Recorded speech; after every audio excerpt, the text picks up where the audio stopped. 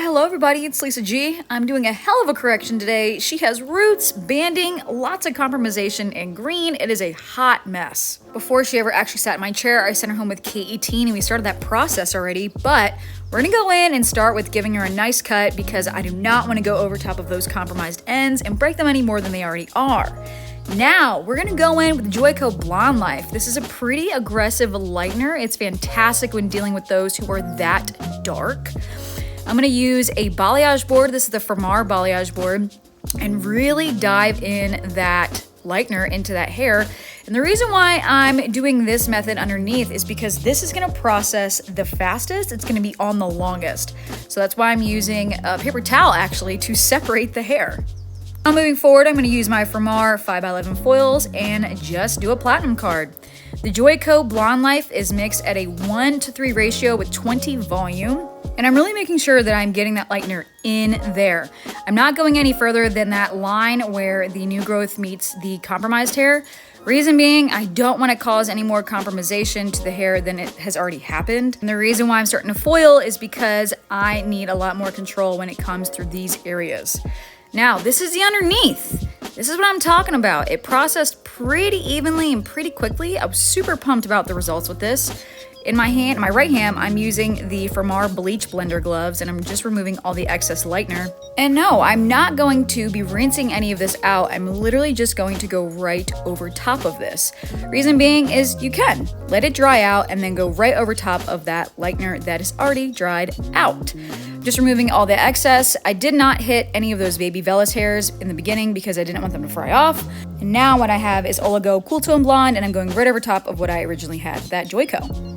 Now look at this. The reason why I did that is because I want to show that her hair was not breaking. Her is in fantastic shape thanks to K18 and also going low and slow with my volumes in my entire application. But I'm just taking that Oligo, I'm doing some spot highlighting. I realized that it lifted inconsistently, which I had a feeling that was going to happen, but you know, prepare for the worst and just go back in and remove that lightener and reapply.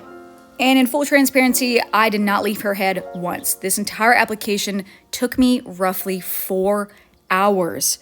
This lightener sat in her hair for 4 freaking hours. It's a long time. You can see all those bands and all that inconsistency is the reason why I had to go back through multiple times and hit out all of those bands and just be nice and slow with it. There were parts of her hair that could handle it. There were parts of hair that wouldn't. So I had to be very methodical in how I was doing this. As you can see, I rinsed out most of it at this point, and I'm just going in again and doing some spot highlighting with that Oligo with 20 volume. Doing it in stages like this is the healthiest way you can do it. And yes, you can lift the hair this much in one sitting as long as you are careful and you are listening to hair and not pushing it past its brink. Once I felt that her hair was at a pretty good canvas, I rinsed all that out, and then you'll see here, the green is still in fact in her hair. Now that green was pesky, but I did not want to use lightener on her ends because her ends are already compromised, so I'm using Malibu DDL, except you're allowed to mix it with water when dealing with compromised hair, so I did. Mixed it with water and I applied it to my gal's hair, and I quickly realized that this blue was not going anywhere and I had to use a little bit of color theory in order to get this out. And I also didn't want to use a lightener because I didn't want to drive that molecule even deeper into her hair.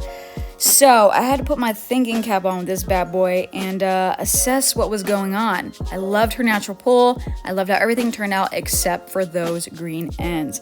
So we decided to go in with Beige Rapid Toner by Kenra Professional at her root, and I'm gonna melt that bad boy into 8 ROM, mixed at a 1:2 ratio, also by Kenra Professional. Put that beige on the root. Sorry for this weird clip, but the beige is at the root. It's gonna do a nice pre-tone for my gal for our next step in our project. But I used that 8 ROM to cancel out the green, and that it was kind of like a greenish blue, and it literally worked like a dream. I didn't mind the slight pink because we actually needed some of that, but I got rid of the green. See how it's purple? I will take purple over green any day. But our final glaze was actually by Moroccan oil. It was 8 VV mixed at a 1:1 ratio, and I processed on wet hair for 20 minutes. Her hair was in impeccable shape. As you can see her shine. This was the hardest color for me to actually get footage of.